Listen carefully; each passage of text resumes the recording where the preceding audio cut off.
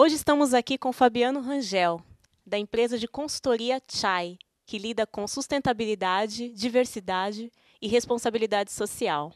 E como a Chai lida com a sensibilização entre funcionários e gestores para a introdução dessa nova lógica no ambiente de trabalho? Olha, tem diversas metodologias que a gente usa, diversas formas de trabalho, mas a gente parte de uma premissa básica conceitual, ah, nessa perspectiva da diversidade, né? Primeiro delas é reconhecer que diversos não são os outros, né? Que essa é uma grande tendência que a gente tem, de uma certa forma, assim, não, ele é diferente, ele de fato é assim, ou seja, né? Isso fica às vezes mais evidente quando você faz essa discussão com pessoas com deficiência, né? Assim, não, de fato, ele tem uma diferença, tem uma dificuldade de locomoção, tem uma dificuldade sensorial, né? Enfim, diversos não são os outros, né? Esse é o primeiro ponto que a gente tem que reconhecer. Diversos somos todos, né? Então a gente se inclui dentro desse processo, né? A gente se inclui no sentido de trazer as pessoas para essa perspectiva também. E a partir disso, a gente vai identificando canais de diálogos, formas de trazer o tema para a agenda de diálogo da empresa.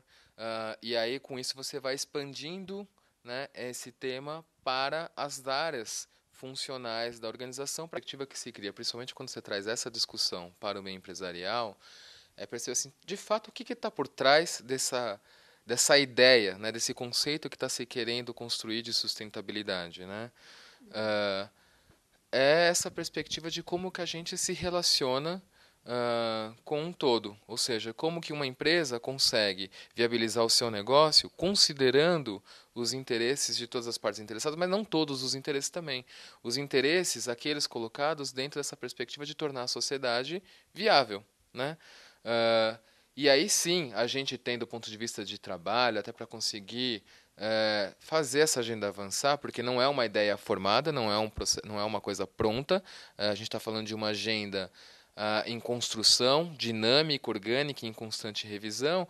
É de você olhar para os principais temas que estão colocados aí, para os principais desafios que estão colocados nessa agenda, seja também não dá para desvincular isso de todas as demais questões que vêm por trás disso, a social, a econômica, de novo, né, a quebra do paradigma da escola de Chicago, lá do Milton Friedman, né, de que uma empresa existe para dar lucro para os seus acionistas e que a sua responsabilidade social é aquela que ela tem com os seus acionistas de manter um caixa lucrativo, esse tipo de coisa.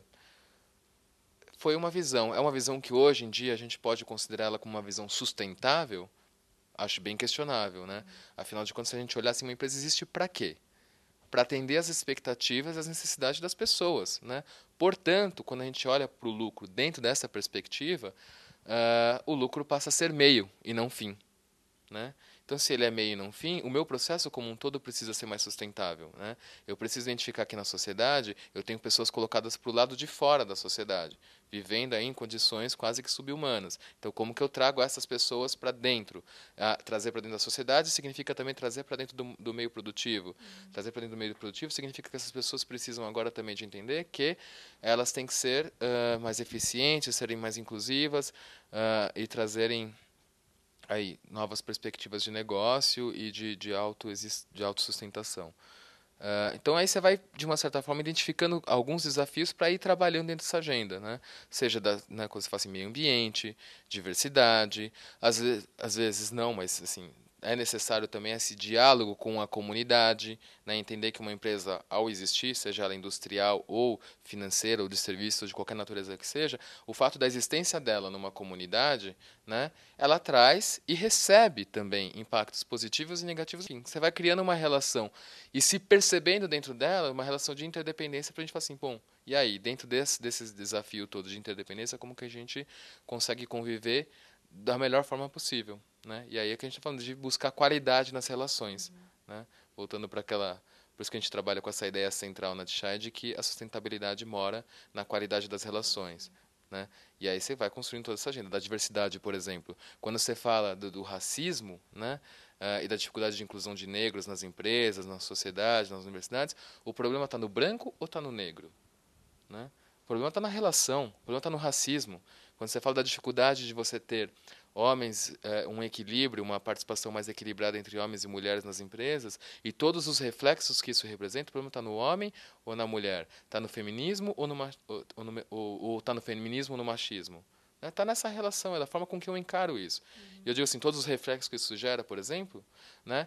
Quando eu tenho uma cultura machista, imagina um homem hoje que queira participar ativamente do processo de desenvolvimento do seu filho e chegar para o seu gestor e falar assim, chefe, amanhã ou na semana que vem eu não vou poder vir, a gente está falando de uma combinação, um planejamento, eu não vou poder vir porque eu vou levar meu filho no médico. A primeira reação vai dizer assim, mas você não é casado? Com quem diz assim, a sua esposa não pode assumir esse papel, que culturalmente a gente vem construindo na sociedade, ou seja, não está no homem ou na mulher, né? Porque isso também dificulta a agenda do homem. Né? Quando a gente traz isso para a relação, a gente começa a perceber assim, poxa, se a gente trabalhar bem aqui, a gente vai criar uma perspectiva mais positiva tanto para o homem como para a mulher. Se a gente trabalhar bem no enfrentamento do racismo, tanto o branco quanto o negro vão se beneficiar disso. Se a gente trabalhar bem no combate à homofobia, por exemplo, não é só o hétero ou homossexual que vai se ver melhor nessa relação. Ambos vão conseguir identificar ganhos nessa perspectiva. Obrigada, Fabiano Rangel, pela excelente entrevista e parabéns pelo seu trabalho na TCHAI.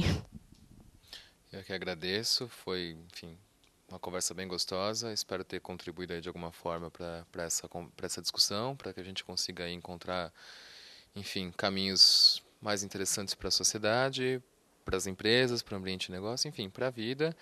E, enfim, a Tchai está aí à disposição. Se vocês precisarem de qualquer coisa, contem com a gente. Mais uma vez, obrigada. Eu sou Najara Costa e você está na TV Baobá.